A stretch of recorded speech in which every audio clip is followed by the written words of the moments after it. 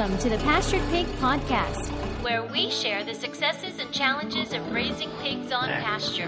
We talk to producers all over the country, From small homesteads to large commercial pasture operations. Whether you're new to pastured pigs or have been raising hogs for decades, We hope you hear new ideas and new perspectives on pasturing hogs. here's your host, Troy McClung. Hello, everybody. Welcome back to another episode of the Pastured Pig Podcast. As always, I am your host, Troy, and we've got a really good discussion on tap tonight. I'm not going to do much of an intro, get straight into it. We've got an interview with Tricia Lund with Lund Farms in Oklahoma, and we're going to be talking about a little bit of a controversial subject. We're talking about the use of farrowing crates on a pastured operation.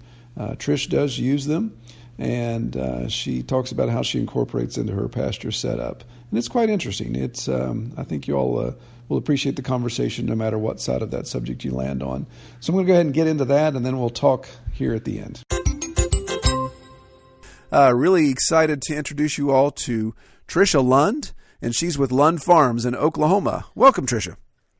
Hello. Good evening. All right. So how are things in Oklahoma right now?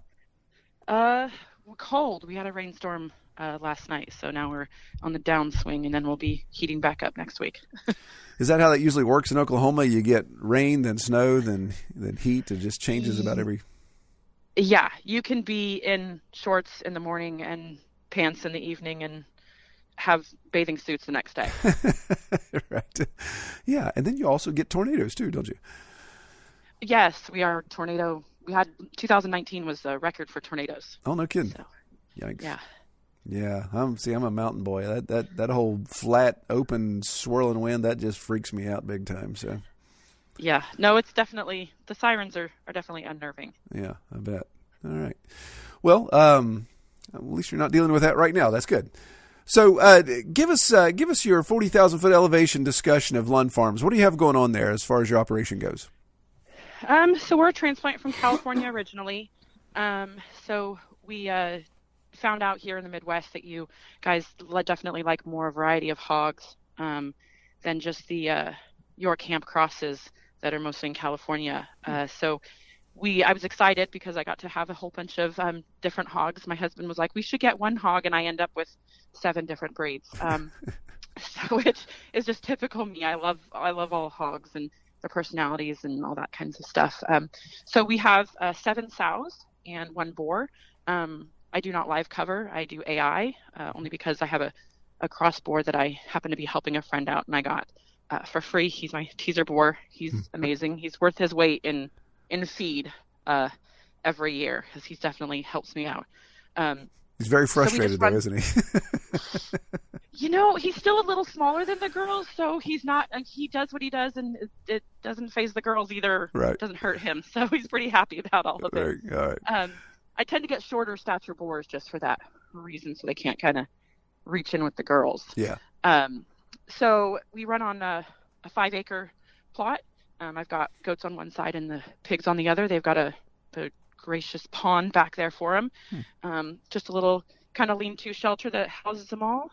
And then I've got a couple kind of pulled next to my my barn area that have got just little piglet pens. But they're still all in dirt. No cement for the hogs. They just pretty much free reign, do what they want to do. Yeah. Okay. So it sounds like you had hog experience in California, or was this something that you kind of fell into when you moved to Oklahoma? No, my kids started showing in 4-H and FFA, and we really just kind of fell in love with it. We had 6 acres in California, and so we just said, hey, let's raise our own hogs for the kiddos. And again, instead of doing the crosses, we did Berkshires, which the kids loved. Great personality, great mothers, and so we just kind of took off from there. And then we moved to Oklahoma. We found a new place, and I just kind of restarted everything. Yeah. All right. Excellent. So, so with those hogs, are you finishing to sell weaners, or are you actually finishing all the way up to processing? What's your standard area there? We kind of have a variety. We do sell 4-H and FFA kids, show hogs, in a market of just more reasonable priced and better, just kind of the quality of the pasture raised hogs, not the, $1,000 piglets. It's more for the people who really truly believe in the raising of hogs in good quality. So we do sell for that, hence why we ear notch and do tails. And then we also sell for people who just want to raise a hog to eat, so they'll come buy the piglets. And we also, raise and butcher for people who would prefer us to keep them here and just raise them out for them to be ready, because sometimes they don't have the land if they're in a, little housing development. So right, yeah. we kind of just range for everybody. Yeah, so it sounds like you cover the gamut there. So as far as explain to us a little bit, as far as the 4-H FFA stuff goes, what you had mentioned there that you're not looking at the super high-end genetics where you got to charge $1,000 plus, but it's obviously, as we mentioned before we came online, you can't just give a kid a pig and say, here, this is what you need for your 4-H. So what are the requirements you run into? What are some of the things that you look at, or what draws people to you when it comes to 4-H pigs? So I generally buy quality hogs. I'll go to the fairs or jackpots around here in Oklahoma and kind of pick through which hogs I like, and I'll purchase them from the kids, because I try to, again, support local, stay local kind of thing. So I'll end up buying those hogs, and then I kind of just evaluate them. If they're a little shorter, I might buy a little taller boar for AIing, and I just kind of look at the qualities and what I can enhance in each of the hogs. And then when we have a litter, I'll look at which you're not going to get, if you have a litter of 10, you're not going to get 10 picture perfect show hogs. It just doesn't happen. So usually, you get 3 to 4 really good quality hogs. We have them grow up to about 6 weeks, and then I start to kind of look at kids, hey, what are you interested in? And I let them come pick their own hogs. I don't tell them which ones they should or shouldn't pick. That's up to them and their decision. In what they're looking for as far as what they want to present at a fair. Now, is it my understanding that there's kind of like a guideline, or there's a baseline as far as the date that they were born for the specific year they're going to show them? Yes, we do. I do breed for, the general shows around here, like the OIE or the Nationals here in Muskogee, also for the Tulsa Fair and the Oklahoma State Fair. Kind of look around what those dates are, and I'll farrow around generally those dates. You want a hog about between 6 to 7 months old. You want them ready for, between 250 and 300 ready for show. Okay. Yeah. So you just kind of look at the dates of those big events and then just do the backwards extrapolation there of the date to say, okay, this is when it would be the most ideal for these kids to have a wiener pig to finish out. Correct. And then again, in life, nothing's 100%. So, they don't always take every single time. So if they don't take that time, then I'll generally just breed them the next time around, and then we'll have hogs for people to come purchase just to raise. Yeah. Okay. So in that pretty good lineup of different breeds you have, do you have one that you favor, or do you like a little bit of everything there? I have a really good spot that I really like. She's pretty docile and pretty tame. She's a really good mother. And then I really prefer my Duroc. She's pretty good too. I have a Chester. She's a little Chester, which is typical, a little crazy. She's in charge of everybody and everything. Right. Yeah. But for the most part, I go out there quite often. I visit with them. I pet them. I make them more docile. Like I would probably say about 2 months ago, we had a storm come through here, and we were going under. Like I walked out there at 4:00 in the morning, so I'm like, okay, it sounds really heavy, and everything was underwater. They're sloshing through water, and so I pulled them all. It's 4:00 in the morning by myself with a pig stick. I loaded 4 into a trailer and 3 into the crates that we have, and then 1 off to the side. So, I'm really big stickler on, although they're pasture pigs, they still need to kind of follow and be able to, in an emergency, get them where they need to go. Yeah, they need to be managed. Absolutely. Yeah, definitely. Okay. Well, excellent. So let's talk a little bit about your setup.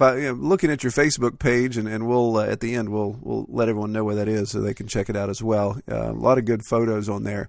I've noticed in some of your farrowing setups, you use farrowing crates. Can we talk about that for a bit? Correct. Yes, gladly. I know it's a hot debated subject in the pasture world, and I've chosen to use the crates to save as many piglets as I can, as far as being able to sell. No farm is profitable with no piglets. Mm-hmm. again, in writing down numbers, and, I have to have a certain number of piglets in order to be profitable, or even just to break even to, explain to my husband my hobby. So, we use the crates as a form of just helping us protect the babies the best we can, especially, if it's freezing outside or if it's raining or hailing. I mean, I don't have a completely covered area. So if they're going to go farrow, they're going to go farrow in a mud hole. Our water table's right up to the top. So right. The piglets are pretty much just going to be in mud. And for us in our operation, every piglet matters for us. Not that, we don't lose pigs here and there, because that just happens. But we use the farrowing crate as a form of just, protecting the piglets, as well as, like, if there is an emergency, in a crate, if I have to pull a pig, which nobody ever wants to, but it happens, it's easier for me to be able to pull a pig right. from a mama. It protects me from her 800 pounds, that she could get me if we were out in the pasture. Oh yeah. Yeah. I've definitely been in that situation. And so I use it for that. Yeah. I also use it for just doctoring pigs. If I've got a pig that's lame, and it needs a shot, I mean, they're not huge fans of it. I use slap shot as much as I can, but every once in a while, after 3 days of shots, they're not your biggest fan. And so I will use, crates for doctoring if I'm like, hey, I just need to give a shot, or, oh, I need to, check this out or check that out. It's so easily to be confined right there that I can be able to treat and be up close with them to make sure what's going on, and so I can fix what's going on with the pig. Yeah. Well, if we could, let's back up a little bit and indulge me, if you will. We have a decent amount of our audience that is starting in the pig business, or even raising at the homesteading level. So they may not fully understand what a farrowing crate is. They may have an opinion of it, but would you kind of just explain, if you're trying to describe one, what exactly is it? How does it work, and what's its function? So the crate that we have, it's tied into a 3 system. So we've got 3 crates attached to each other. They've got little piglet walls, that go in between those. And then there's a middle crate that kind of sits right in the middle. We've got tenderfoot on the bottom, so it's as much softer on their feet as we can. Mm-hmm. And if I need to, I'll put any type of mat down or anything like that, because I want them to be the most comfortable that they can be in the crate. And so it just kind of goes over the top of them. It has little fingers that kind of come out. So when they lay down to feed piglets, the piglets are able to just kind of snuggle right up and get milk when they need to, when the mama lays down. What it does is generally is a protection for when the mom goes to lay down. It kind of just stops them from being able to lay on a wall per se. Right. So they just kind of lay down right in the middle part, and the piglets come feeding right away. And then, she gets up, there's a feed bucket right there. There's constant water. So they're never lacking for anything like that. It's got a door in the front and a door in the back, where they can kind of, when we get them in and we get them out. Yeah. So I'm looking at looking at your Facebook page. So I see your 3 cage system here. It looks like you're inside a pole building or pole barn of some sort. So obviously. Correct. It's a shop. Yeah. That I've had built. Awesome. So in that situation, so the sow is led in, and again, trying to describe something on audio, kind of like a load chute, choke down gate, that type of stuff is kind of the size of this farrowing crate. The sow is unable to turn around, but she can either back out or go forward if you choose to open those gates either way, correct? Correct. Yeah. Okay. So I think some of the misconception about farrowing crates, and again, I'm no farrowing crate expert by any means, but I think some of the misconception is that you're locking the sow down, that she can't even get up at some point, that there's some sort of crossbar elements that hold her down, but that's obviously not what your setup is. No, correct. It's completely. They can stand up, they can lay down, they can sit down. I mean, it's definitely tall enough. I mean, they've got quite a bit of room up at the top. They're not banging their heads. They're not banging their sides. They're not, confined as far as immovable. They can back up, back forward. Even in the crate, even with the doors not open, there's still a good amount of space to back up and move forward, to do those kinds of things. And as well as, for me, how I started out is I put them in there with the sense that they're going into labor. I don't put them in there weeks before or anything like that. I put them generally right before they're going to farrow. Mm-hmm. And I also train them to them. So when they're not pregnant, every once in a while, I kind of just bring them in, throw them in there, for an hour, bring them back out, just so they get used to kind of going in and out. Yeah. And when it comes to the, go time, they're not freaked out as much as, if you just throw them in there and they're like, oh my gosh, what's going on? Yeah. What is this? Yeah. Yeah. I try to get them acclimated as best as I can, is just kind of going in and out. So I put them in there usually right before they farrow that day, or maybe the day before, generally that day though. And then they're in there usually for about 2 days, because they generally don't get up, move too much for about, 24, 48 hours. And then once they're kind of back up, eating, doing all their things up, I then take them out 2 times a day for about an hour each time, because they generally don't want to pee and poop in the crates, because that's where the babies are and it's kind of clean. So I've been fortunate enough that mine aren't really dirty in that sense. So I take them out, they go out, they, roam around, pee, poop, do other things, talk to the other pigs. If it's a little bit warm, they'll go roll in the mud. I don't stop them from rolling in mud. I don't have them like, oh my gosh, you have to be, 24/7 clean. They're pigs. So I kind of let them do, their thing in that regard. Yeah. So, so if we could back up a little bit, and I just find this fascinating because it's fun to talk about. So, you said you bring them into the crates, you kind of introduce them, get them trained, really reduces the stress level. Love that idea of bringing them in even before they're anywhere near farrowing date to get used to that. What sign are you looking for when okay, it's time to take them in and lock them down? We think we're ready to go here in the next 24 hours. Well, I'm a big due date person because I AI, so I super know due dates. Yeah. And so I'm just starting on probably a couple days before.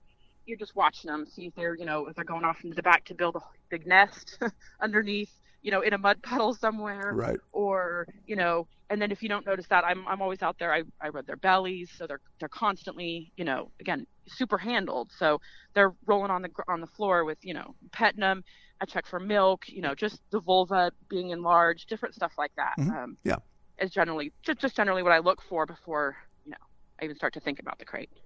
Okay. So do you have experience farrowing without crates? So can you compare the success of farrowing with and without, or do you have data like that? I do. I've had a few that I just, were just in, large pinned areas, big areas in the barn area. And, I put up a bumper system to try and get them, not to lay fully on the grass, but I don't have any full straight pasture farrowing. Mm-hmm. Yeah. Okay. What, so I assume with the farrowing crate, your crushing loss is minimal, if even zero? Correct. I think in the years, 6 years, 7 years now we've been doing this, I've lost 2. Mm-hmm. And one was at the very end. We tend to wean at 21 days. And I lost one at the very end of day 19, I think it was. He was rather large, and I think he just kind of got stuck in there between mom and him and everything that was going on.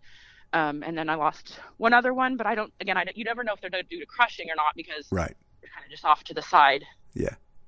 Doing their thing, They just get pushed off to the side. So okay. If I wanted to say it, I'd probably say 2. Okay. So weaning at 21 days. So you're allowing the sow out daily, but so she's coming back into the crate to nurse those 21 days each time, or are you letting everybody out at some point? So no, for the 21 days, the piglets are in there 24/7. Mm-hmm. And then mama, starting on day 2, is pulled out, 2 times, usually even near the end, by day, maybe 15, I'm even probably pulling out for maybe an extra time plus a little bit longer, because the piglets don't need to nurse as often. We also do creep feeding. So we have little creep feeders in the back end. So there's constantly food in there for the piglets to kind of get into. Watching mama eat, in the front, I've learned is so important. I lost a sow, and I didn't realize how important it is for them to watch mom eat, to understand the eating process and how it's done. Right. Yeah. And so it's super important that, we're feeding in the crate and the babies are watching, or, eating with mom.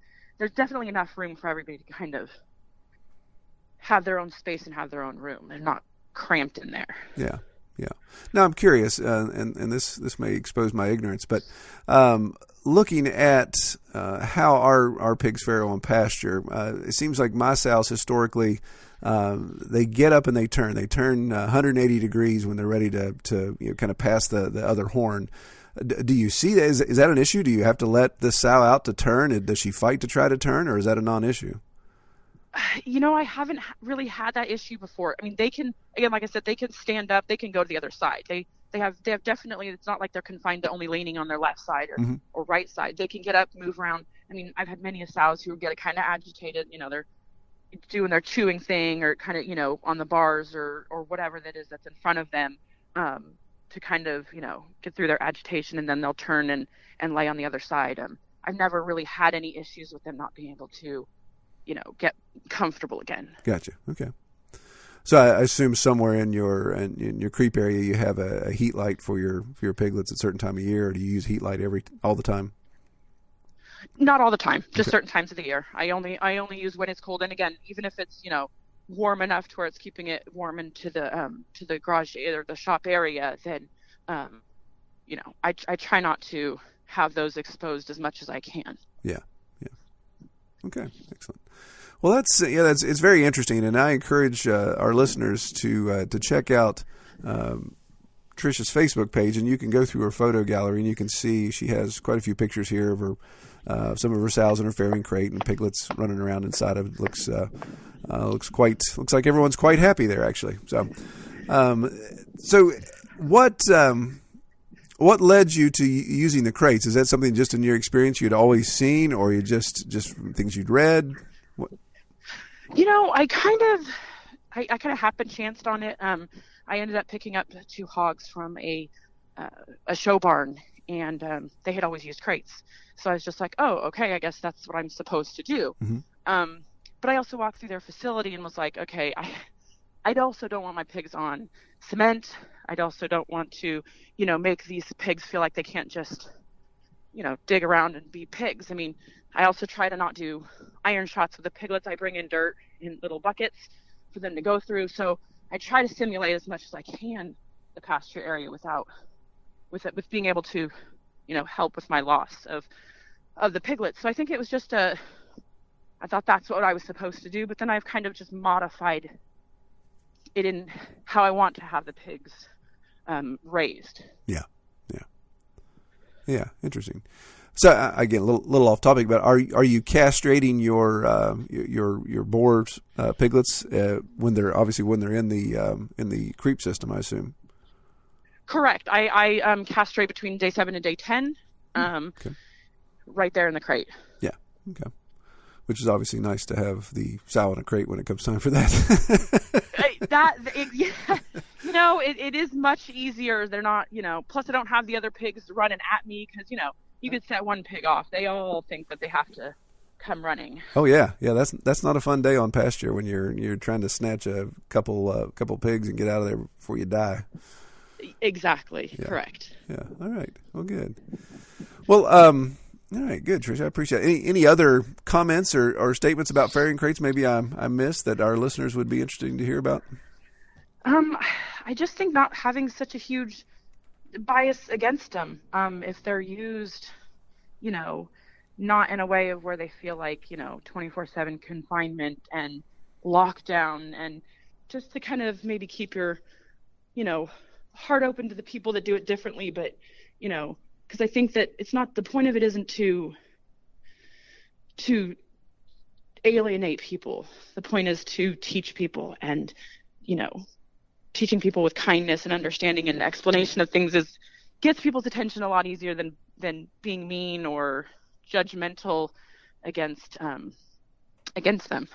Yeah, absolutely. Well, and again, I like your balance. You have a hybrid system here. I agree. If your entire operation was on concrete, all of those type of things, obviously we probably wouldn't be having a conversation because it wouldn't be applicable to our demographic. But yeah, I like the intentionality you say about even bringing in dirt for the piglets to experience, to keep from having to do iron shots. So there's a hybridization there that you have of the process, and it's a process that's working well for you. Correct. I'm trying to build a balance between the two. Balance of, making it to where it's like I can keep feeding them and keep doing those with piglets, but at the same time, having the pasture to still be pigs. Yeah. Oh, I mean, I like that. As we talked before we started recording, the loss that I've had this year, I hate losing a pig and thinking, okay, if I'd have had a farrowing crate, would I have had my loss? Maybe not. So it's some of those things that I find myself contemplating and juggling to say, is this? Yeah, to me, it's another tool in the toolbox. Is this a tool that I invest in and try to maintain and manage? Exactly. And I mean, there's all kinds of crate systems. I mean, not just the ones that I have, but they also have ones where you can pretty much just take, the top of a crate and have it in a paddocked area or in a dirt area, and you can kind of just have her kind of in the middle of it, right there in the pasture still. So I think that there's always room for, adjustment to each person's raising of their hogs and using what's best for them in the long run. Yeah. Well, and it's interesting, and you touched upon this, and this is, this is the folklore of pastured piggery. It's when it's the worst possible storm, when there's the craziest weather shift, it's going to be record cold or record wind, record rain. That's when your pig usually farrows on pasture. And I'm looking here at your pictures and thinking, wow, your workshop, this pole barn is warm, it's dry, it's clean, and I think of the times that I've been knee deep in mud trying to manage the sow that's about to farrow, to get her to a certain spot. Yeah, it's like, wow, that would be convenient, terribly convenient for me not to be in that situation, and obviously it's going to be healthier for the farrowing experience. Exactly. It's just using tools what you can to make it safe for you, the pig, and the most healthiest way possible. And I still think that even with using the crates, I still look for a good mothering instinct. Mm-hmm. Just because I have a crate doesn't make a great mother. I mean, if I've got a pig where, I'm having to pull or they're just kind of nasty, it's the same thing. You cull for those things that just aren't good mothering instincts. Yeah. So this crate operation, is this something that takes up your shop all year long? Do you break it down at some point? Is it just taking up all that room when you're not using it? Correct. It just sits off to the side. I mean, the shop's pretty big, so I've got a huge area that's got, everything else, feed and all that kind of stuff. No, it stays up year round. I just clean underneath it. I clean the crates. I keep everything pretty clean and close to, that one side of the shop. Yeah. All right. Very good. And that's a 3-crate system we talked about. So you can have Correct. 3 sows farrowing at the same time. Do you do that with your AI? Do you try to line them up to where you're farrowing at about the same time, or do you spread them out? Well, I mean, when you're picking for the fairs on certain dates, you'll try to line them up. And again, just with live cover AI is not 100%. So, I try, I'll AI them and see where they kind of land.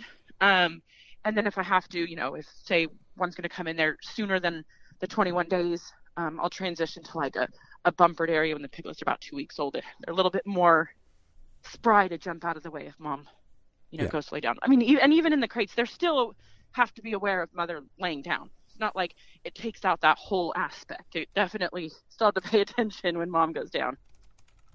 Yeah, absolutely. You mentioned you've used a phrase twice there, and I think it maybe help. I like to try to have everyone define the terms that they use. Live cover AI. Explain that to our listeners. Oh, so live cover is when you have a boar out in the field that naturally, breeds a hog. And AI is when you purchase sperm from a breeder. It's shipped.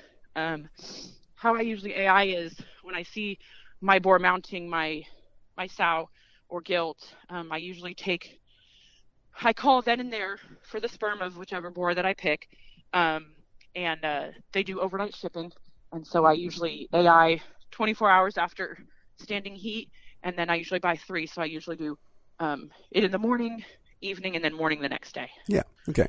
So you're using your boar. He's kind of a decoy, or at least a trigger. So he's not, like you said, he's short in stature. He's not able to get the job done, but he's your flag to say, okay, when he moves, it's time to put the order in. Correct. He's what they would call a teaser boar. Yeah. So he, and I mean, I've got a couple gilts that I think they're teaser boars, because they can tell me 2 at times. Exactly. But yeah, I use him as like the indicator of like, when to AI.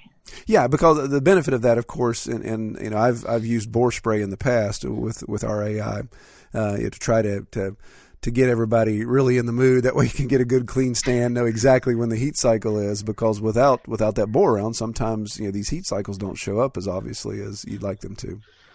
Well, yeah, I mean, you can look at a girl and say, oh, the vulva's a little bit swollen. She's got discharge. She looks a little more interested. She seems like she's kind of standing. But in true, how I feel is you can only know with a boar. And I've done it. I've been like, I think she's in heat. I'm going to go bore the sperm. My husband's like, why are you doing that? But sure enough, it wasn't until the next day that she was actually in standing heat. Right. So he's worth his weight in any treat or feed that he consumes.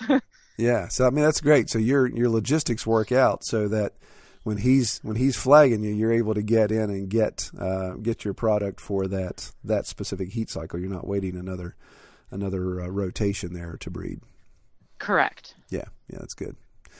All right. Well, okay. Let's go back to our notes here. So, what when you're looking at the kind of the long term, you talked about your polyculture. You have goats there. Do you have any other animals that you do on farm? I've got some chickens and ducks. Other than that, it's mostly just pigs. Yeah. So are the rest of the animals more hobby, or are you doing some business with those as well? Well, with my goats, I'll sell to like the primary 4-H kids. They're Nigerian dwarfs. So there's only certain animals that primary kids can show, and any pygmy or Nigerian dwarf is one of the goats that they can show as a primary kid at like 5 and 6 years old. Because they can't show hogs until 8 or 9. Oh, okay. And so, at least in the 4-H world, so I have the goats that will, I let them kind of do their thing. Whenever they have babies, and I usually will just sell to the primary kids for 4-H. Yeah, very good. So, looking, if you could look down your plan, your goal path in 5 years, what do you see in 5 years at Lund Farms? Are you doing the same thing, or is there a growth channel you're looking for? It'd be great to grow. I mean, obviously, getting your name out there. I mean, I'm new to the area, and so getting my name out there is, a little bit. It's a work, to get out there and have people know who you are, to be able to come for hogs or meat.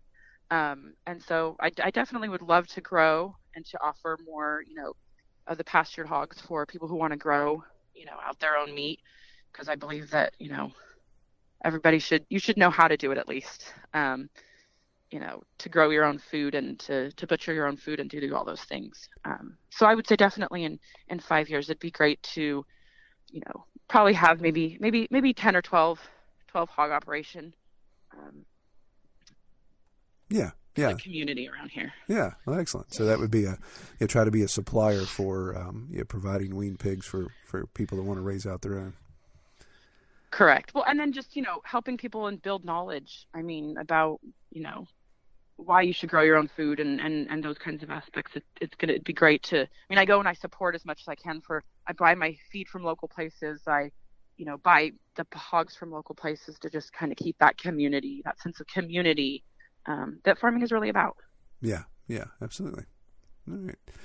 Well, Trish, one question I ask all of our interviewees when they come on, all of our guests, is what is your best experience or favorite part about raising pigs on pasture?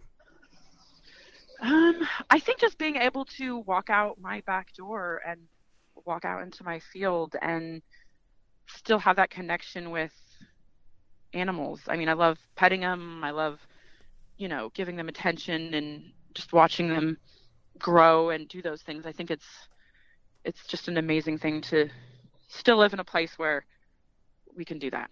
Yeah. Excellent. All right. Good answer. Well, if our listeners want to learn more about you, where can they find information about you online?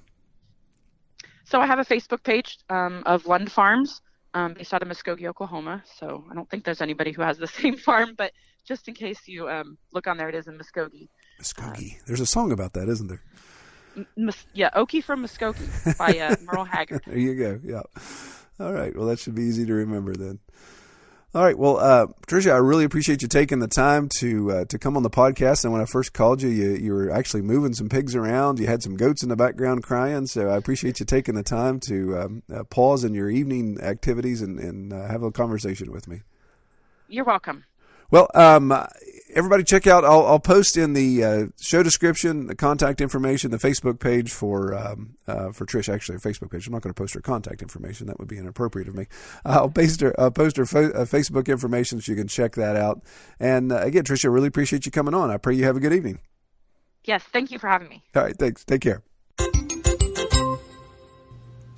Okay, I got to say, that's the first time I've ever spoken with somebody that in-depthly about using Farrowing crates, and I appreciate her perspective. It's an interesting subject, and I encourage you to go look at the images and the things we talked about on her Facebook page, and I'll be sure to provide links in the show description.